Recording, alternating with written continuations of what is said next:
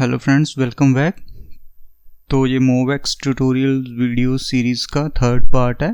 तो अगर आपने इसका फर्स्ट और सेकंड पार्ट नहीं देखा तो आप डिस्क्रिप्शन में जाके उसको देख सकते हैं। तो जैसे कि हमने लास्ट वीडियो में बात की थी, हम इस वीडियो में डिस्कस करने जा रहे हैं मोवेक्स के कंप्यूटेड प्रॉपर्टी के बारे में।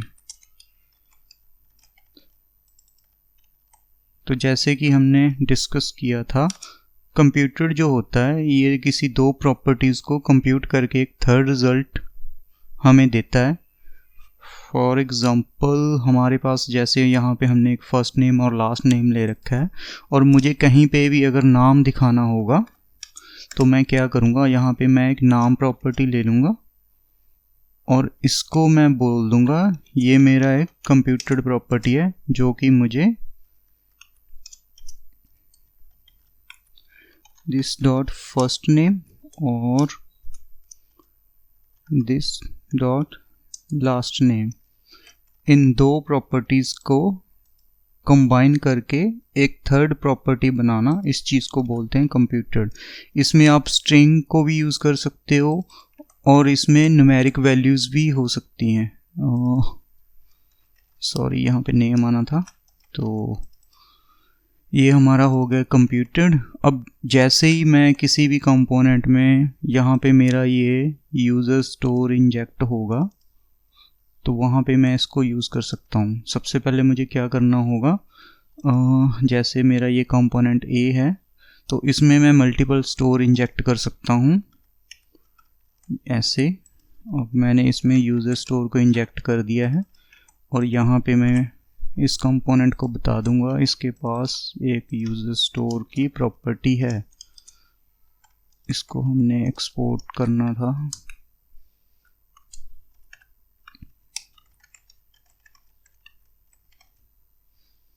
तो यहाँ पे आ गया हमारा यूज़र स्टोर।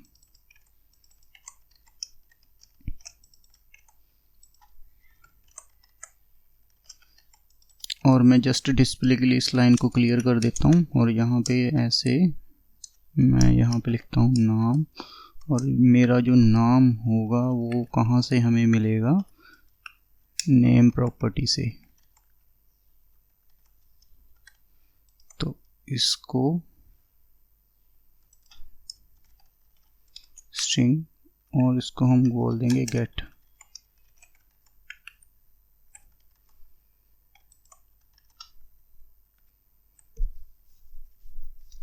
अब अगर मैं URL पे जाऊंगा तो अब यहाँ पे देखो ये मुझे सुरेंद्र सिंह दिखा रहा है, जबकि मेरे पास यहाँ पे यूज़र स्टोर में फर्स्ट नेम और लास्ट नेम था।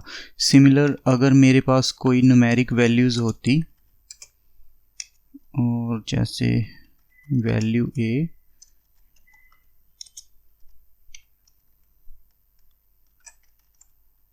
और वैल्यू वी, तो मैं इसमें कर देता 2 और 2 और मैं यहाँ पे एक कंप्यूटर प्रॉपर्टी बना देता जिसमें मैं बोलता मुझे चाहिए टोटल। तो यहाँ पे हम क्या करते, this dot value a plus this dot value v. अब ये होना था रिटर्न टाइप इसकी नंबर, और यहाँ पे मैं इसको बताता कंप्यूटेड प्रॉपर्टी है ये मेरी।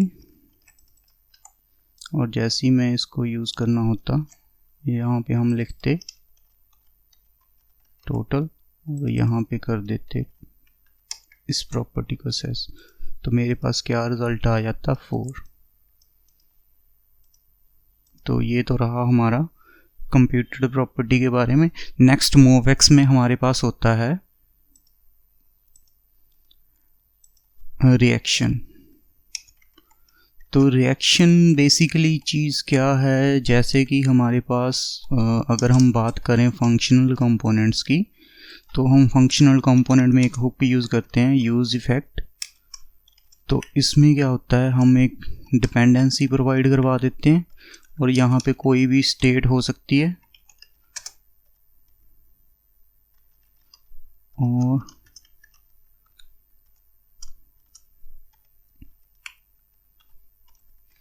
यहाँ पे ये हम अगर इसको हमें फंक्शनल कंपोनेंट में करना होता है तो हम ऐसे कर देते हैं, जैसे ही कोई स्टेट में चेंज होगा तो ये console.log और ये स्टेट को लॉग करवा देगा।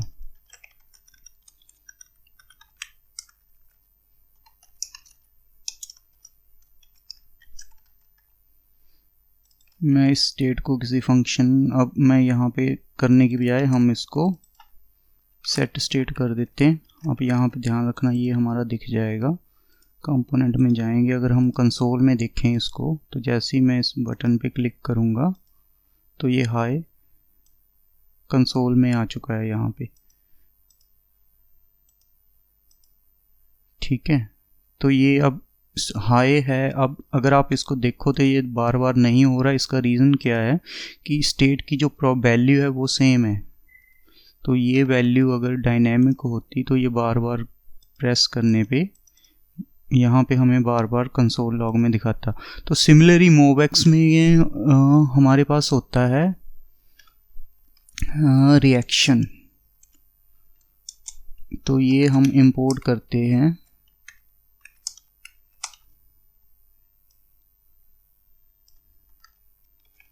रिएक्शन।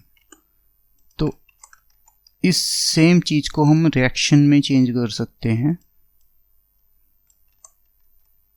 रिएक्शन की अगर हम डेफिनेशन की बात करें तो यहाँ पे ये बोल रहे हैं, यहाँ पे रिएक्शन क्या होगा, एक डेफिनेशन होगी, फायर इमीडिएटली होगा, एक एक्सप्रेशन होगा, इस एक्सप्रेशन पे एक इफेक्ट होगा। इट मीन्स किसी वैल्यू के चेंज पे क्या इफेक्ट होगा वो हमें इसको बताना है। रिएक्शन के केस में जो फर्स्ट एलिमेंट है वो,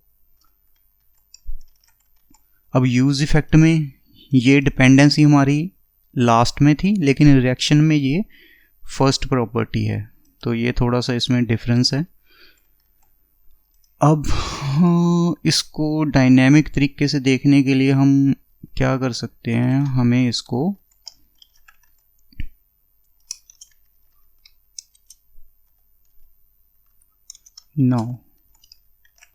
तो इसको स्ट्रिंग बनाने के लिए मैं ऐसे कर देता हूँ और यहाँ पे ये एरर आ रहा है, string is not accessible parameter of unknown. Okay, तो इट मीन्स ये भी हमें एक कॉल बैक चाहिए। ठीक है,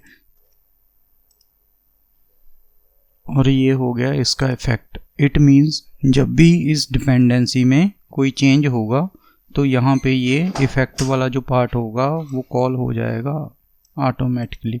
और जो इसका थर्ड पैरामीटर होता है उसमें होती है इसमें ऑप्शंस। तो ऑप्शंस में हमारे पास क्या क्या अवेलेबल है, फायर इमीडिएटली और इक्वल्स। फायर इमीडिएटली क्या करता है, अगर मैं इसको ट्रू कर दूं तो ये एक तरीके से जैसे ही ये कंपोनेंट माउंट होगा तो ये इसको फायर कर देगा। तो इट मीन्स इनिशियली ये जब भी आप फर्स्ट टाइम रेंडर भी करोगे तब भी ये आपको इसका एक कंसोल लॉग दिखाएगा। ठीक है, ये रहा उसका फर्स्ट कंसोल। अब जैसे जैसे मैं इस पर क्लिक करूँगा तो वो इसके सारे चेंजेस को ऑटोमेटिकली ट्रिगर करता रहेगा यहाँ से। और जो इसका नेक्स्ट पैरामीटर है इक्वल्स, तो इक्वल्स में क्या होता है, इक्वल्स में हमें कंपैरेटर डालना होता है। जैसे कि अगर हम कोई डिपेंडेंसी चाहें, वैल्यू ए और बी, अगर हमें इस रिएक्शन को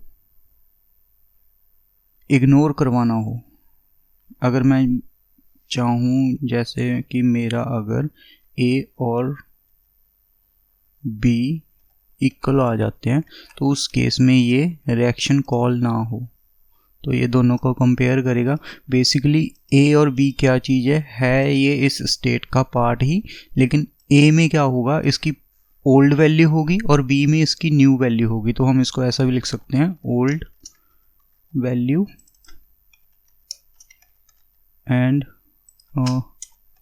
न्यू वैल्यू। अब अगर ओल्ड वैल्यू इक्वल है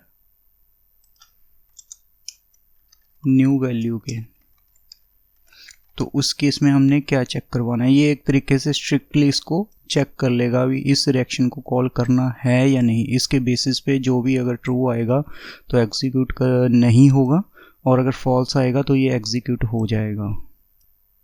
अब देखो, अगर मैं यहाँ पे लिखूँ चेक करने के लिए, मैंने बोला इसकी इनिशियल स्टेट थी हेलो। अब मैं इसको यहाँ पे डेट डॉट नाउ की बजाय यहाँ पे हेलो ही कॉल कर देता हूँ। अब देखना इसका इफ़ेक्ट क्या होगा।